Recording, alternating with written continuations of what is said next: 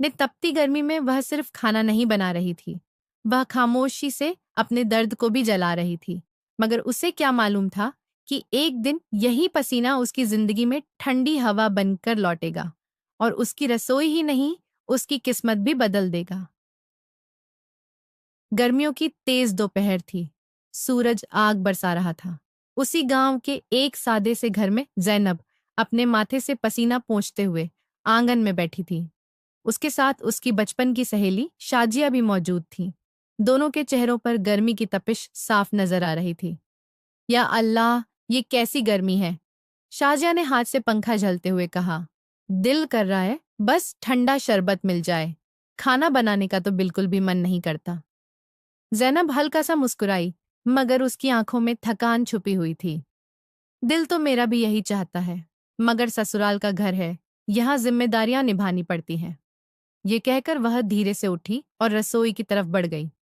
रसोई में जाते ही गर्मी की एक तेज लहर ने उसे घेर लिया। चूल्हे की तपिश और बंद माहौल ने सांस लेना मुश्किल कर दिया था, मगर जैनब ने दुपट्टा ठीक किया और खुद को संभालते हुए काम शुरू कर दिया। उसने आटा गूंथा, सब्जियां काटी और चूल्हे पर सब्जी चढ़ा दी। पसीना उसके चेहरे से बह रहा था, मगर वह चुपचाप काम करती जा रही थी। दरवाजे पर खड़ी उसकी सास रफीका बेगम उसे चुपचाप देख रही थी। उन्होंने मन ही मन सोचा, ये लड़की सच में बहुत मेहनती है, कभी शिकायत नहीं करती। कुछ देर बाद उन्होंने धीरे से कहा, जैनब बेटा। जैनब चौंक गई। जी अम्मी जान, बहुत गर्मी है, थक जाओगी। जैनब ने तुरंत जवाब दिया, नहीं अम्मी जान, मैं ठीक हूं, बस थोड़ा सा काम रह गया है। शाम होने लगी तो सब लोग खाने के लिए इकट्ठा हो गए। जैनब ने बड़े प्यार से खाना परोसा।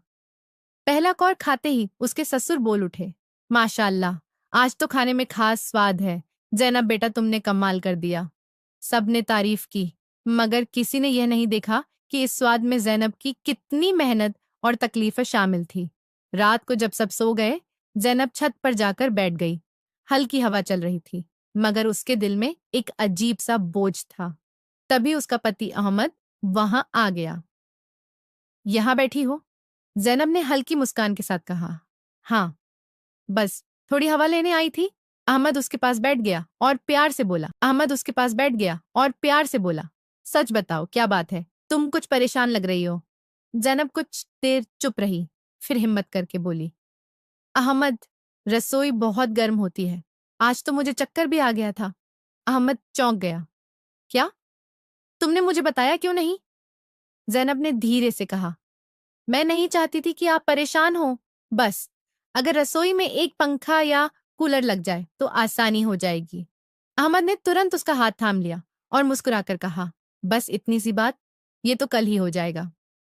जैनब की आंखों में हैरानी और खुशी आ गई। सच? हाँ, सच। तुम्हारी तकलीफ मेरे लिए अहम है, अहमद ने प्यार से कहा। अगले दिन सुबह ही अहमद ने रसोई में गजा फैन लगवा दिया और साथ ही एक छोटा सा कूलर भी रखवा दिया। जब जैनब रसोई में आई तो वह हैरान रह गई। अब वहां ठंडी हवा चल रही थी। उसने मुस्कुराते हुए काम शुरू किया। अब न घुटन थी, न थकान, बल्कि एक सुकून था। ननद हफ्सा खुशी से बोली, वाह भाभी, अब तो हमारी रसोई सच में ठंडी रसोई बन गई है। जैनब हंस पड़ी। हाँ, अब काम भी आसान लगता है। शाम को जब खाना बना तो उसमें सिर्फ स्वाद ही नहीं, बल्कि खुशी भी शामिल थी। ससुर ने फिर कहा, आज तो खाने में और भी मजा आ रहा है। अहमद ने मुस्कुराकर जैनब की तरफ देखा। वह जानता था कि उसने सिर्फ एक पंखा नहीं लगवाया, बल्कि अपनी पत्नी की जिंदगी आसान बना दी है। धीरे धीरे घर का माहौल भी बदल गया। अब जैनब खुशी से काम करती और सब उसकी कद्र करते। और सच में वही रसोई जो कभी गर्मी और घुटन से भरी थी, अब प्यार, ख्याल और सुकून की ठंडी रसोई बन चुकी थी। गर्मी अब भी आती थी, सूरज अब भी तपता था, मगर जैनब के दिल में अब सुकून था, क्योंकि वह जानती थी कि उसकी तकलीफ को समझने वाला कोई है। यह कहानी हमें यह सिखाती है कि जिंदगी में छोटी छोटी आसानियां भी किसी के लिए बहुत बड़ी नेमत होती हैं। अगर हम अपने अपनों की खामोश तकलीफ को समझ लें और वक्त पर उनका साथ दें, तो न सिर्फ मुश्किलें कम होती हैं, बल्कि रिश्तों में प्यार, सुकून और इज्जत भी बढ़ जाती है। एक अच्छा पति वही होता है जो सिर्फ प्यार का दावा न करे, बल्कि अपनी पत्नी की थकान, उसकी मुश्किल और उसकी खामोशी को भी समझे।